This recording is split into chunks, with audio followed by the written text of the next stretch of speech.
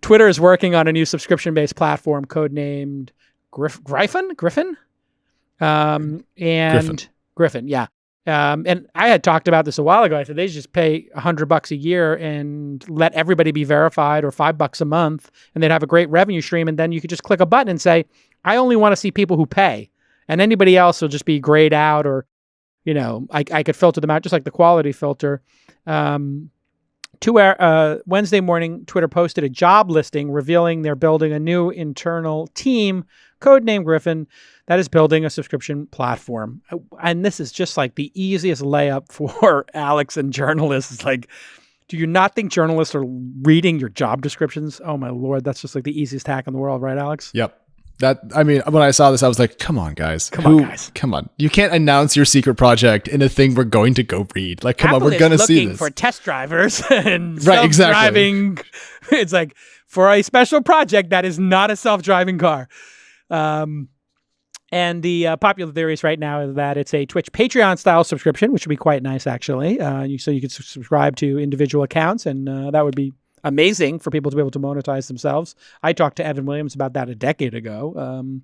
Or power users could pay for access to new analytics, breaking news alerts, stuff like that. Twitter share price jumped 12%, which is pretty amazing since people have kind of lost faith in that company ever breaking out against the Goliath. I guess the first question, Alex, would you pay for Twitter?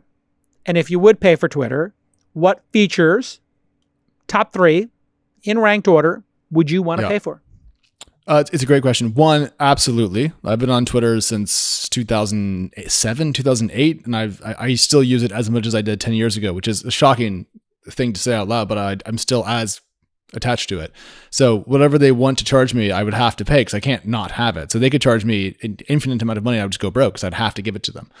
Things that I would love to be able to support individual publications and bands on Twitter. I think it'd be really fun to be able to follow, say, Blavity or TC or whatever, or a band that I love that's smaller, and be able to give them some money on a recurring basis. It'd be fun to have that mechanism. Yeah. I would love to pay to not see advertisements. I'm always willing to do that. Wait, are you verified? Ads. Do you see ads? I see once in a while. It spikes though, right, guys? I mean, because sometimes there's no ads. They're promoted tweets when you go to a feed. Yeah, but I assume, Morgan, you verified? You got blue check mark? Yeah, I'm verified. Yeah, we're all team verified, but in the beginning, team verified didn't see any ads. That was their concept. They're like, no, we got to charge those guys. Yeah, they're like, wait a second. It was great until they realized that's where all their money's. Yeah. Well, now we see them in big bursts before earnings, I feel. So that's what happens on that. So get rid of ads. And then a last thing, I don't know. Those are the only 2 things that I want. I would pay money to not have an edit button for everyone else, to get spicy about that. Ooh, Morgan, what do you got? Would you pay for it? I would have to pay for it on the business side. It's critical for Black news and real stories and truth telling. On the personal level, as a personal brand, I hate Twitter. I feel constantly attacked, and it is not a positive place anymore for me. What is the nature of a Black woman on Twitter? What do you experience? I used to tweet a lot, and now I have the fear that at one point when I was 21 years old, tipsy in college, tweeted something silly, and that people are going to go back and look and do the whole cancel thing, and I'll be like, yeah, she was dumb, but that was 10 years ago. Yeah. And I wasn't a public figure. Right. I was just me, my 200 followers. So, I have definitely tried to go back and delete, archive, just make sure. Luckily, I didn't have anything that bad to delete. But I just worry about the trolls and the people who are just angry and sitting on their couch, just sitting there with nothing to do. But all they have to do is tweet some provocative stuff, some provocative hashtag, and all of a sudden it just spins into this little weird cycle of mean and toxicity. It's pretty crazy and toxic. I guess the next question I have for each of you is, I'm going to propose a price. Let's assume there's a free tier and you get almost everything, but there's some premium features. $50, $100, I'm sorry, $5 a month, $10 a month, $15 a month. Which price do you think they're going to go with if you had to pick one? Netflix price, $10 a month. Okay, Alex?